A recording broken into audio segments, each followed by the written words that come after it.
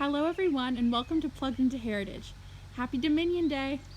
Today we are filming from the Tilley House to tell you guys all about the life of Sir Samuel Leonard Tilley and his involvement in Confederation. Please like and share our video, and if you have any questions, please feel free to ask them in the comments and we'll be sure to follow up.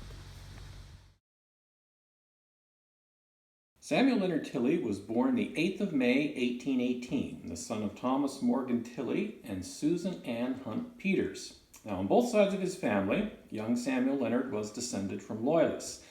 The small house in which he was born was purchased from Dr. Frederick Stickles in 1805 by his great-grandparents, Samuel and Elizabeth Tilley. The silver spoon that we have was found under the floorboards of the Tilley house in the 1960s.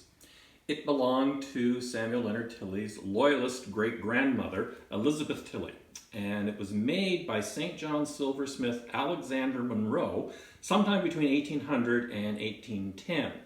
The stem is engraved in script with the initials of Elizabeth Tilley, E.T. And then on the back, you can see the maker's mark of Alexander Monroe. Now, Samuel Leonard Tilley's father, Thomas Morgan Tilley, was a storekeeper and carpenter here in the village. He and his wife came to this little house in Gagetown as newlyweds in 1817, and they quickly expanded the house to include a spacious hallway and stair to the second floor, a large formal parlor, and a bedroom, and 2 bedrooms and a hallway on the second floor. Samuel Leonard Tilley was born in a small bedroom off the formal parlor on the 8th of May, 1818. It was common in the early homes of New Brunswick to have a bedroom off the parlor. The room was only used for special occasions such as births or illness, visiting clergy, or elderly relatives who were visiting. Because of its occupants, the room witnessed some of the happiest events such as births and recoveries from illness. But sadly, it also witnessed very sad times as well, such as the deaths of those who could not fight off the ravages of 19th century disease. Now, Samuel Leonard Tilley had many brothers and sisters. The Tilley children were educated in the local school and could both read and write at early ages. We even have 2 small books that belong to Margaret Tilley, Sir Leonard Tilley's youngest sister. No images of Thomas or Susan Tilley as young people exist. However, sometime in the late 1820s, they commissioned local artist Thomas MacDonald to paint the portraits of their eldest children, Samuel Leonard Tilley and his sister Elizabeth. This portrait of Samuel Leonard Tilley is a very rare image. It's the oldest and earliest image of a father of Confederation in Canada.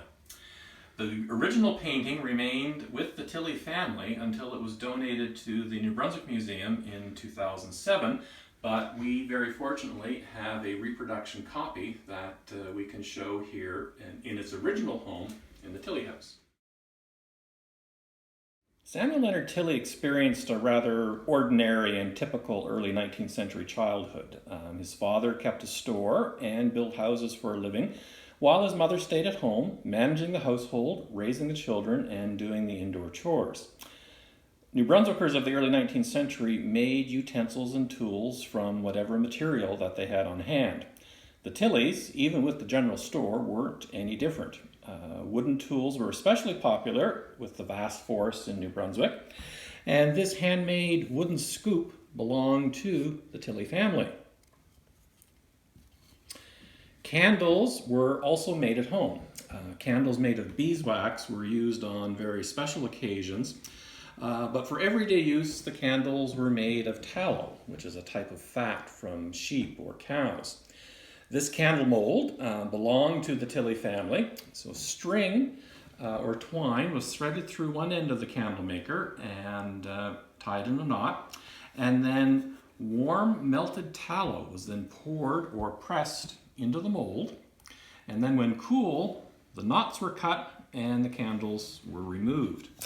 Now, unfortunately, tallow candles were rather smelly and smoky, but were very economical to produce since every family had at least a few sheep or cows from which they obtained the fat. Now, Susan Tilley's other indoor chores of household management included the daily ironing. This extremely heavy iron belonged to the Tilley family, and if used by Susan Tilley, then her strength was quite impressive. Now, while a mostly ordinary family, the Tilleys must have enjoyed a few niceties, including this scissor-like tool that was used as a candle snuffer to extinguish a lighted candle and to trim the wicks. The silver sugar tongs that we have, these belong to Susan Peters Tilley, and you can see her engraved initials on the very end. Now, these tongs were made by John Hersey from Newcastle, New Brunswick, between 1823 and 1830. This cup and saucer belonged to Sir Leonard Tilley's grandmother, Mary Chase Tilley, who was the wife of James Tilley. This cup and saucer belonged to Sarah Briggs Tilley, wife of James Tilley Jr., who was an uncle of Samuel Leonard Tilley. At the age of 13, Samuel Leonard Tilley left Gagetown to apprentice as a pharmacist in St. John, New Brunswick. This portrait was painted in the 1840s and features an apothecary chest in the background and various tins and jars and so on. The prosperous young Tilley is rosy-cheeked and well-dressed as befitting a professional businessman of his time. Tilley was partnered with one of his cousins, Thomas W. Peters, and the firm Peters and Tilley advertised themselves as the cheap drugstore. Tilley was certified as a pharmacist in May 1838 and worked with his cousin until Peters retired in 1848 when the business became simply known as Tilley's Drugstore. Tilley held on to the business until 1860, by which time politics became his career and he sold the business. Samuel Leonard Tilley married Julia Ann Hanford of Portland, St. John on the 6th of May, 1843. And we have a photograph of the Tilleys early in their marriage. This is a copy of a daguerreotype, which is in the collection of the National Archives of Canada. And here we have young Samuel Leonard Tilley and the lovely Julia Hanford. Now, Samuel Leonard and Julia Tilley had 8 children altogether, and we have a couple of images of their children, Annie, Louisa, William, Leonard, and Julia. The first image, again, is a copy of the original daguerreotype in the National Archives. We have Julia Hanford Tilley and her daughters Annie and Louisa. This is from about 1850. And then the next photograph we have, from about the same time period, we have William, Leonard, and Julia Tilley. We also have a small book of Walter Scott's poems, and it belonged to Louisa Tilley. You flip over and you can see an inscription at the very beginning, and she was a daughter of Samuel Leonard Tilley, and obviously a fan of Walter Scott's poetry. Now, given the prosperous nature of Tilley's business, it's expected that he and his family enjoyed the privileges of a cosmopolitan society. Early on, however, Samuel Leonard Tilley exhibited a very serious side, and following in the footsteps of his loyalist ancestors, he really felt a duty to serve his fellow citizens, and he became engaged in a number of local activities, including teaching Sunday school at his local church in St. John. In 1844, Samuel Leonard Tilley, inspired by his religious beliefs, joined the committee of the Portland Total Abstinence Society in St. John, which worked for legislation that would enforce prohibition. Now, the story is told of a brutal murder in the city, and Tilley was in the vicinity as a small girl ran for help. Now, the girl's screams apparently haunted Tilley for the rest of his life, since alcohol had been the cause of the murder. When the American Sons of Temperance organized and established a chapter in New Brunswick, Tilley soon joined the cause. And here we have a very large jug of spirits. This is heresy to have this at the Tilley house. But give you an example of the quantity of alcohol that was available. In 1850, on a reform platform that included prohibition and honest government, public schools, and government control of public works, Tilley was elected to the provincial legislature of New Brunswick. Now, even though the Tilley drugstore continued in business, from this point forward, politics became Tilley's career. As the 1860s began, New Brunswick was experiencing an economic boom, believe it or not. Politically, though, there were some storm clouds on the horizon. South of the border, the United States was on the verge of a civil war. Some in the Maritimes were thinking of union of the eastern provinces. In Upper Canada, others were thinking and talking of a broader union. All were thinking of ways to take more control of local affairs away from the colonial and imperial officials that had ruled since the time of the Loyalists. It was in this climate that the Queen's eldest son, Albert, Prince of Wales, visited North America. And the plate that we have is from a large service that was used to serve the Prince of Wales during his visit to New Brunswick in 1860. By 1861, Samuel Leonard Tilley became head of his party and the modern-day equivalent of Premier of the province of New Brunswick. In the middle of this heightened political situation, however, tragedy struck the Tilley family at home. Julia died in March of 1862, believed to be a diagnosis of cancer. Friends advised hard work and devotion to a cause for Leonard to get over his grief. It seems Tilley took this advice. In the summer of 1864, representatives from New Brunswick, Nova Scotia, Prince Edward Island, and Upper Canada met at Charlottetown to discuss intercolonial matters with an aim toward establishing an official union of the provinces. At Charlottetown, and then later that year in Quebec, Tilley, John A. Macdonald, and others moved swiftly towards an agreement on confederation.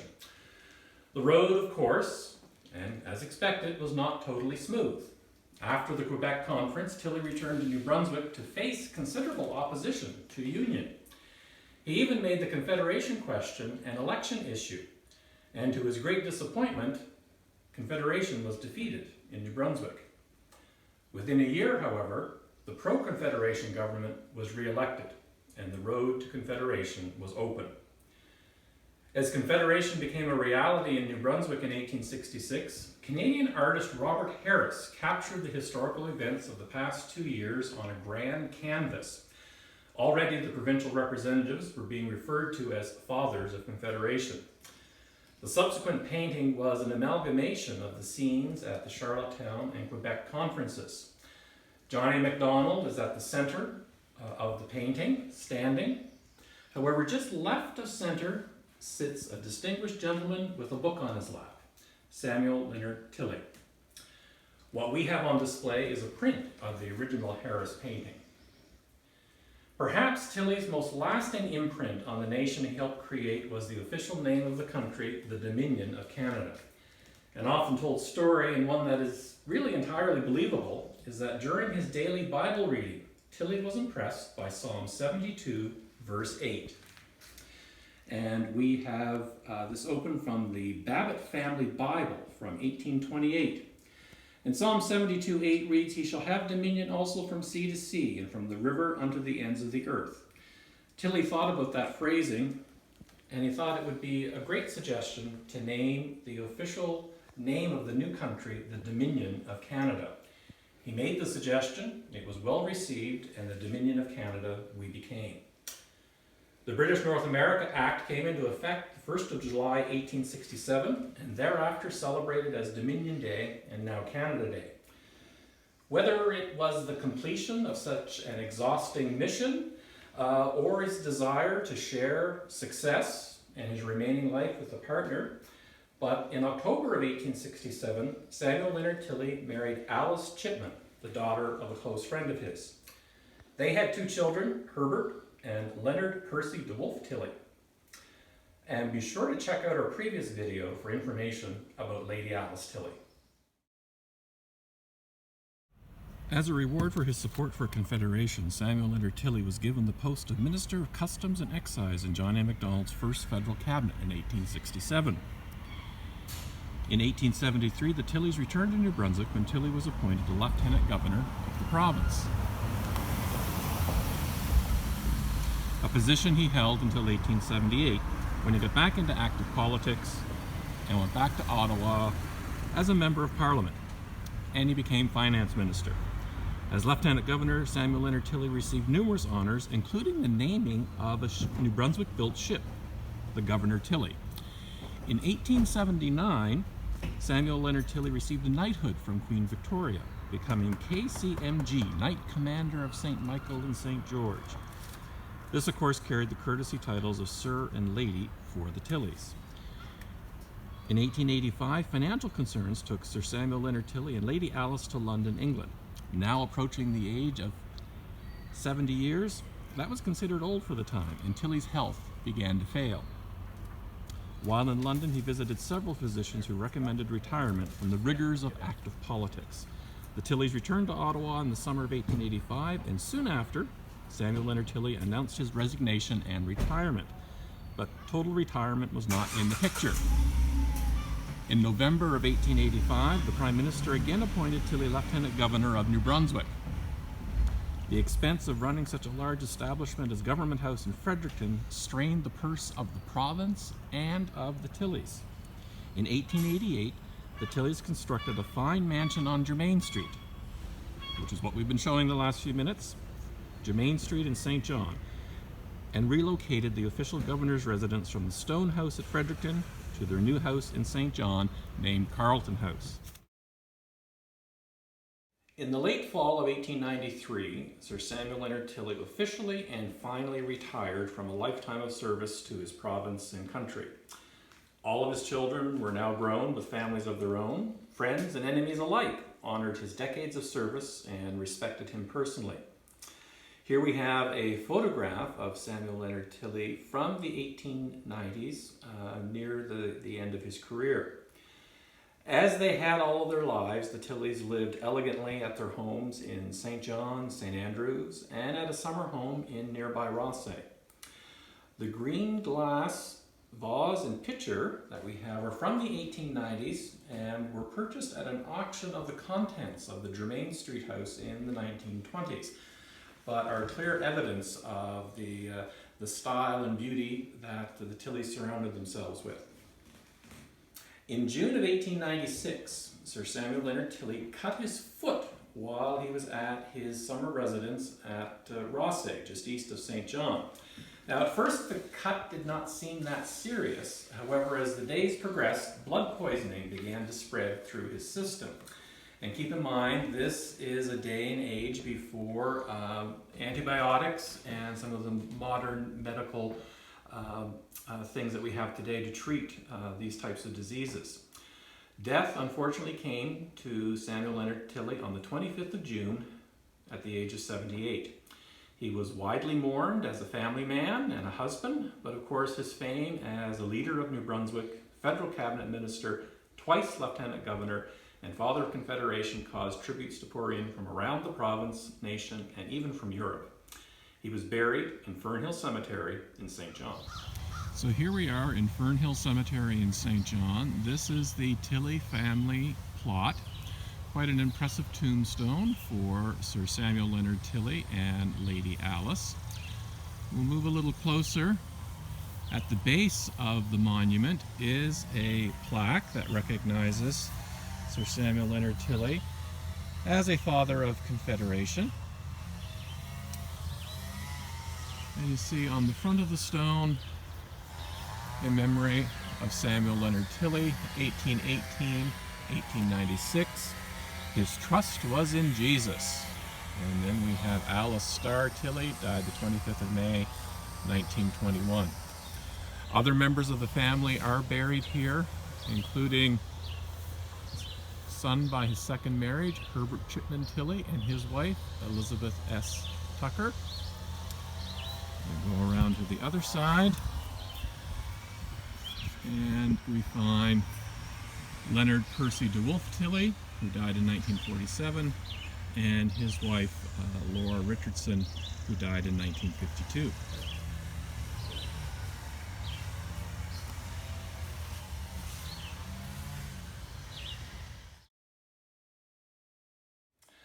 Within a year of his death, the first complete biography of Samuel Leonard Tilley's life appeared with James Hannay's work, The Life and Times of Sir Leonard Tilley.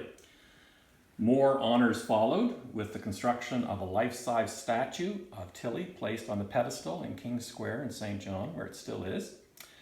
In 1926, Queens County author and Anglican minister Archdeacon Hiram A. Cody dedicated his book, The Fighting Slogan, to the Fathers of Confederation, and in particular, Sir Samuel Leonard Tilley. In 1927, Canada prepared to celebrate the Diamond Anniversary of Confederation. For this 60th celebration, LPD Tilley, Leonard Percy de Wolfe Tilley, Sir Leonard Tilley's son, was now serving in the provincial legislature. He came to Gagetown and unveiled a plaque on the local post office, recognizing Gagetown as the birthplace of his illustrious father. That same day, he placed a large framed photograph of Sir Samuel Leonard Tilley in the front hall of the then Hotel Dingy, his father's birthplace. And this photograph has hung in the house, in the hall, ever since. As early as the 1950s, it was suggested by several people in Queens County that the house in Gagetown should be restored as a museum dedicated to the life and career of Sir Samuel Leonard Tilley. Fittingly, the project gained widespread support as Canada's centennial approached and was opened to the public in June of 1967. Today, the Tilley House, a national and provincial historic site, remains part of Queens County heritage. Along with telling the broader stories of Queens County culture and heritage, the life and legacy of Sir Samuel Leonard Tilley, especially on Dominion Day, is the best known story. Happy Dominion Day.